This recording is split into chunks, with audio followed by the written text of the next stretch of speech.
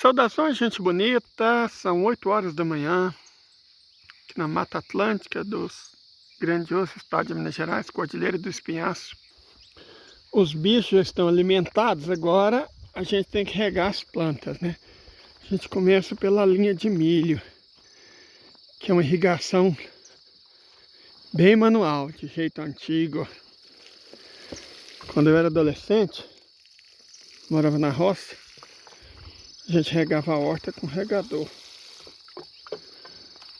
Aqui, gente, não vai chover agora, chuva só outubro, né? Então, se a gente quiser que o nosso milho, da linha de milho, produza, a gente tem que molhar ele. Não tem jeito. Mas eu estou satisfeito, eu quero... A gente tem que esperar, né? O milho já está quase o tamanho certo para eu começar a plantar uns pés de abóbora. Quer ver se eu planto também quiabo, né? A fava já nasceu. Isso aqui é o japecanga.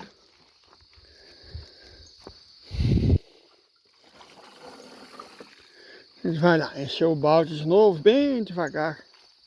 Mas deixa eu falar sobre economia política. Por mais que a horta seja o meu assunto favorito.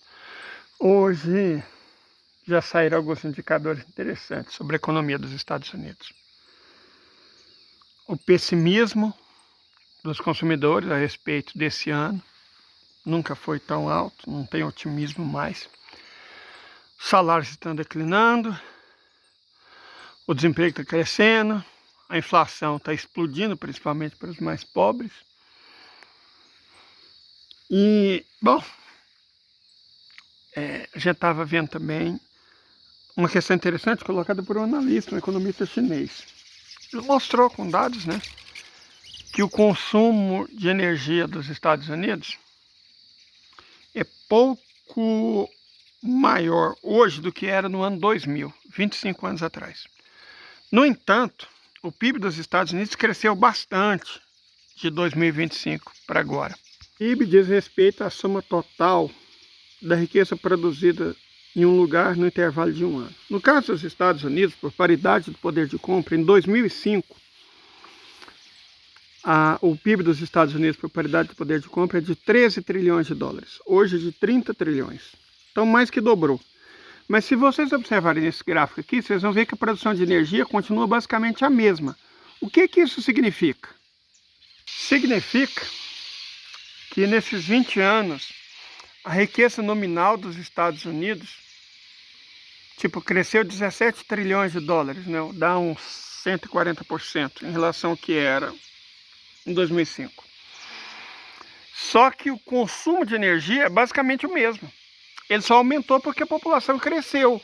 Cresceu nos 20 milhões de habitantes. Por isso que o consumo de energia cresceu. Mas a produção não cresceu. Então, como o PIB cresce 140% e descontado o crescimento populacional, na verdade o crescimento do consumo de energia foi menor do que o crescimento da população. Como é possível a riqueza ter crescido 1,5 vezes e a produção e consumo de energia não ter crescido praticamente nada? Porque não foi a riqueza que cresceu. Os Estados Unidos não estão produzindo mais.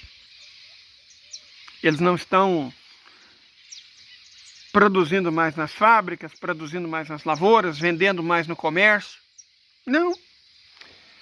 O que está acontecendo é que o PIB dos Estados Unidos, que supostamente aumentou, é uma coisa financiarizada. São setores parasitas da economia.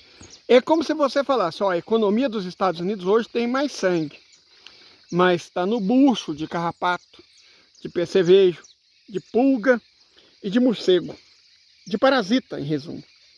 Setor financeiro, setor de seguros, setor imobiliário, não acrescenta riqueza ao PIB. Na verdade, eles consomem riqueza.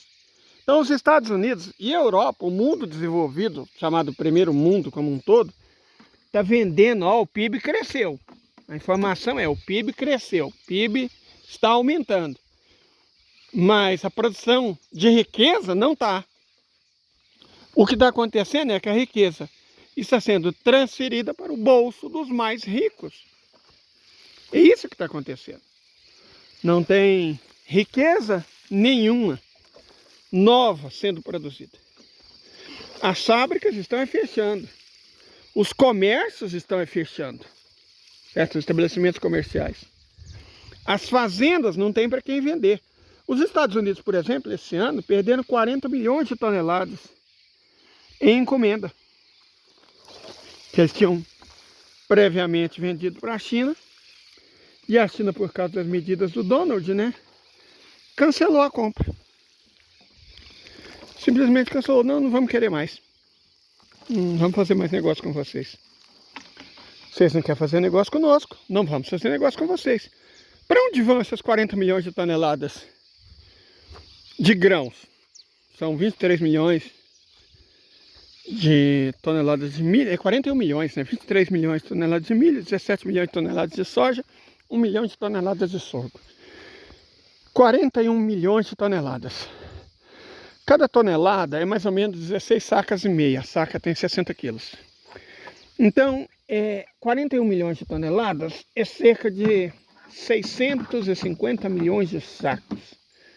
650 milhões de sacos de milho, soja e sorgo. O que eles vão fazer com esse grão? Olha lá o gatinho, gente, gatinha. Ela é uma bicha roeira, ela é pequenininha, magrelinha, mas olha só, ela parece um coelhinho. Roeira, certo? Né, gato? O que eles vão fazer com tanto milho, tanta soja, tanto sorgo? Não tem depósito para isso tudo. Não tem como guardar. E não dá para arrumar cliente, não é assim que funciona. Eles vão perder 41 milhões de toneladas, 650, quase 700 milhões de sacas de grãos. Quem vai pagar pelo prejuízo? Os agricultores, as tradings, os transportadores. O país inteiro vai pagar por esse prejuízo. O país inteiro. Certo? E, bom, explicando novamente, a riqueza não cresceu. Os Estados Unidos não estão mais ricos do que 20 anos atrás. Na verdade, considerando que a população aumentou e que o consumo de energia é basicamente o mesmo, eu diria que os Estados Unidos estão mais pobres do que 20 anos atrás. E é nítido isso. Nítido isso. Se você considera, como eu já mostrei outra vez, que uma família que ganha 150 mil dólares por ano, uma família de 4 pessoas ganha 150 mil dólares por ano e tem que recorrer ao banco de alimentos para não passar fome. 150 mil dólares dá em dinheiro de hoje uns 840 mil reais, 850 mil reais por ano. E você tem que ir ao banco de alimento atrás de comida para não passar fome. Então, a moeda deles é hipervalorizada. Hipervalorizada. Certo? Se a sua família ganhasse 850 mil reais por ano, dá uns 70 mil reais por mês, livre de impostos, você teria que ir em banco de alimento atrás de comida, ganhando 70 mil reais por mês? É óbvio que não. Por quê? Porque o real vale o que o real vale. Agora o dólar vale muito mais do que o dólar vale. Estima-se que o dólar deveria valer 10% do que vale. Por que então ele vale tanto? Para garantir a riqueza dos especuladores, dos financistas, dos agentes imobiliários. Dessa gente tem riqueza de papel. E que para garantir essa riqueza de papel está empobrecendo todos os Estados Unidos da América. Toda a população norte-americana que não esteja no top 3% está sendo empobrecida. A larga maioria da população norte-americana está sendo pesadamente empobrecida. E esse país, endividado até a alma, porque o restante da população para sobreviver tem que fazer dívida. E já está começando a perder carro, perder casa, vai perder tudo. Pessoas que vivem do consumo para o consumo, pelo consumo, e que só são vistas como consumidores quando não podem mais consumir, tendem a ficar nervosos. Bem nervosos.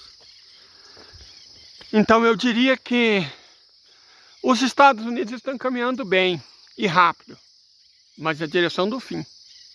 Tenham um bom dia.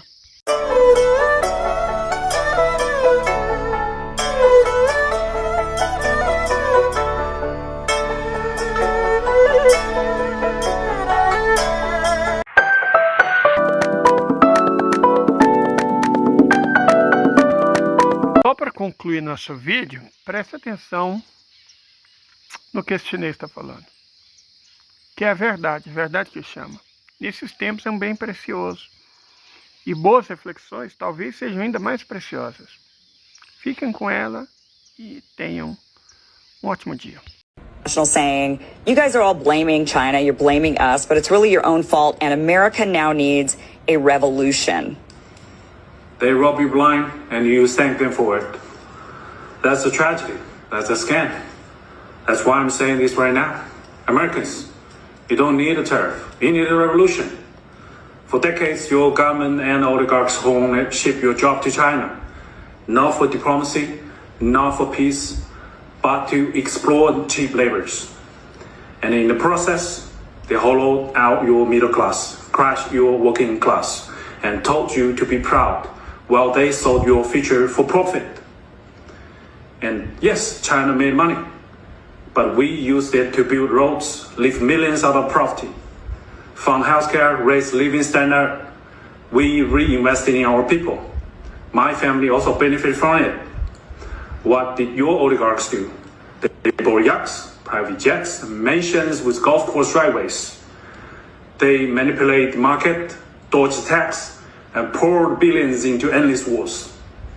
And you get stagnated wages, crippling healthcare costs, cheap dopamine, debt, and flagged wave property made in China while they pick your pocket. For 40 years, both China and the United States benefit from the trade, the manufacturing, but only one of us use that wealth to build. This isn't China's fault. This is yours. You let this happen. You let the oligarchs fit your lies while they made you fat, poor, and addicted. Now they blame China for mess they made.